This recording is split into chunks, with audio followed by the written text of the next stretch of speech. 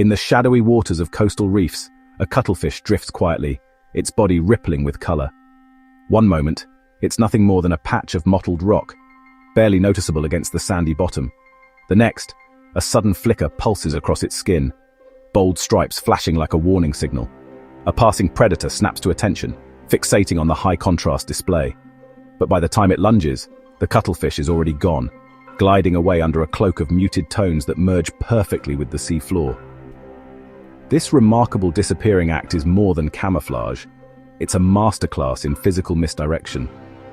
The cuttlefish doesn't just hide, it controls perception, guiding its observer's focus like a skilled illusionist. First, the cuttlefish makes itself unremarkable. By matching the textures and colors of its surroundings, it ensures there's nothing about its presence to grab attention. Stillness helps. The less movement, the less chance of being noticed. But when danger nears, the cuttlefish doesn't just rely on blending in. Instead, it suddenly demands attention. With a burst of high-contrast patterning, bold stripes, rippling waves of color, it creates a visual cue so striking that the predator's focus locks onto it. That flashing display is a deliberate distraction, a moving target designed to dominate the observer's awareness. And while the predator fixates on the false focal point, the cuttlefish quietly shifts back to neutral tones and glides away. The threat remains fixated on the fading echo of the cuttlefish's trick, failing to register what's really happening.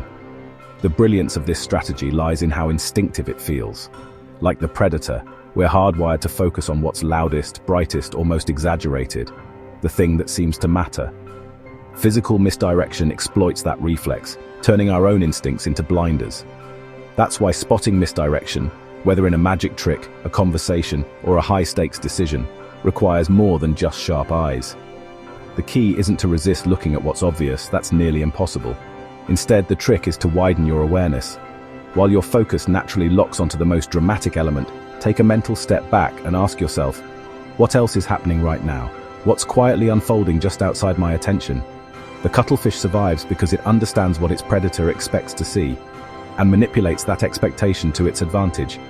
If you can train yourself to pause and look past what's grabbing your attention, you'll find that some of life's most important truths are hiding in plain sight.